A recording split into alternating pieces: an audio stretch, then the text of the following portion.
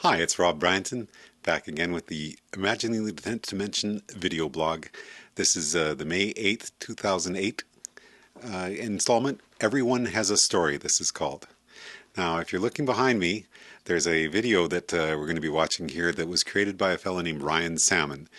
You can find it probably fairly easily on YouTube if you search for the term fox walking, which is a special kind of walking that is very useful for sneaking around in the forest, and also is one of those ways of changing your physical stance. And it's definitely one of the things we've been talking about in the blog entries that have been happening lately about the relationship between physical stance and what else is happening in a person's world. So today's blog entry you can find if you go to 10thdimension.com/blog. The May 8th episode there, if you just search down chronologically, you'll be able to find it. And that same YouTube video you can watch with the explanation happening with the sound if you go there. Also, if you're watching this at 10thdimension.com/chat, you are watching a pre-recorded video.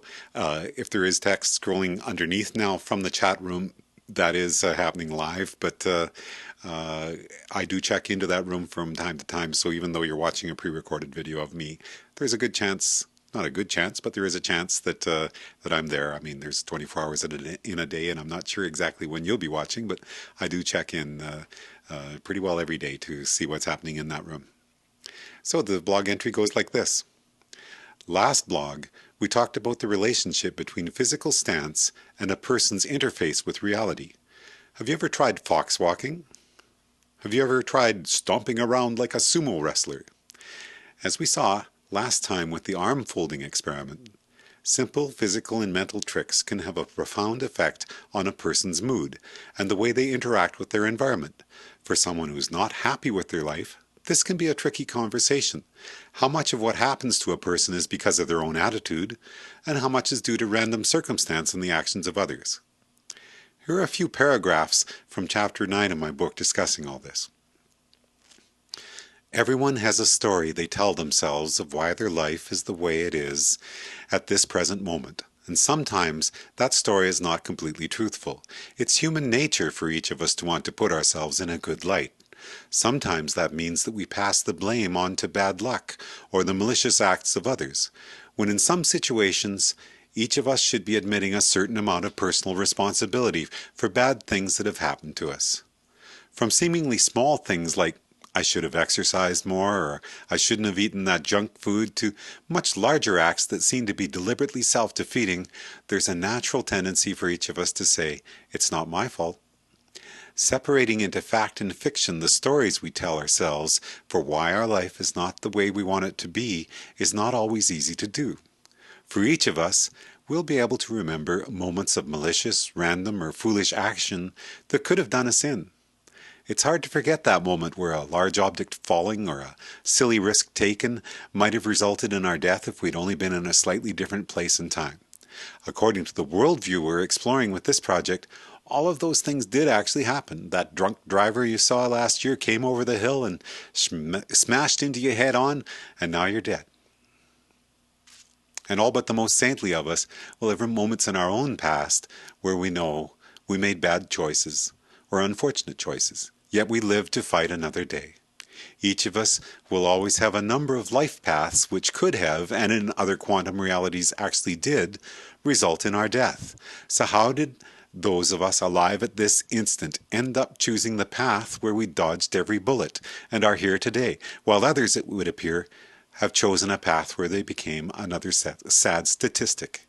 In other words, if all possible timelines exist, does the person dying of cancer have another version of themselves that avoided the cancer-causing conditions and lived to a ripe old age? And if you're the person currently dying of cancer, should you be asking yourself why you chose that life path rather than another? Clearly, your average terminal cancer patient will tell you they did not choose to have cancer and would find the suggestion completely offensive. This is a hard issue, wrapped in many conflicting emotions. A simplistic answer might be the person dying of cancer didn't believe or wasn't aware they had the power to change their life path, so they didn't. A bitter pill to swallow, and one which fails to take into account the many accidents and diseases which a person could not possibly have known were coming, so any choice which avoided the situation would only have been dumb luck. This gets back to our discussion of the limitations of the binary viewpoint. In simple terms, we can choose a path or we can choose to not take a path, but there's a third option as well. We can let chance or the actions of others choose a path for us. When we experience pain, injury, and serious disease, these tend to eliminate all but the most basic and primal mental processes.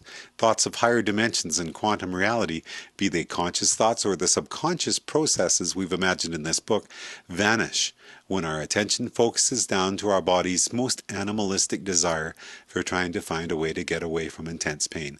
We become like the fruit fly, whose role as a quantum observer is limited by its inability to imagine anything else but the most simple desires for continuance. Likewise, depression and illness will tend to close our minds to the possibilities for change that might still be available to us just when that knowledge might be the most beneficial. That's from my book, Imagining the 10th Dimension.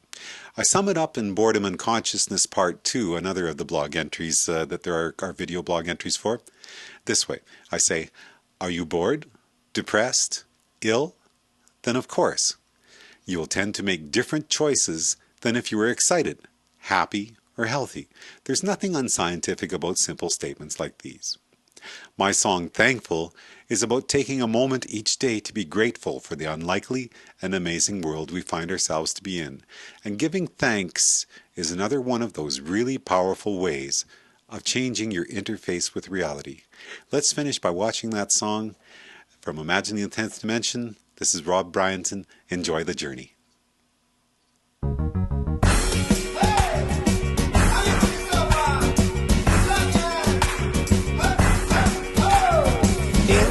Improbable world, in this impossible life, at the end of infinite happenstance, leading back to the Big Bang. I am thankful for what I have. I am thankful for what I've been given. I am thankful for those I love, and for this life.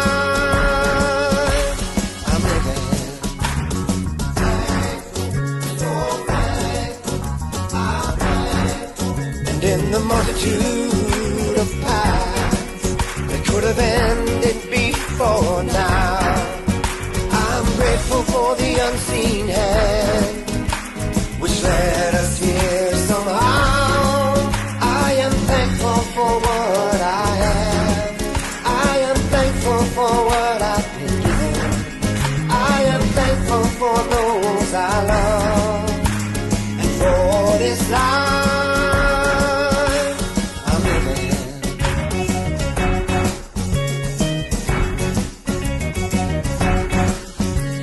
The universe is beautiful, more complex than we can believe, appraisable for what it holds within. A tapestry of threads that each of us must weave from each and every moment that we're in.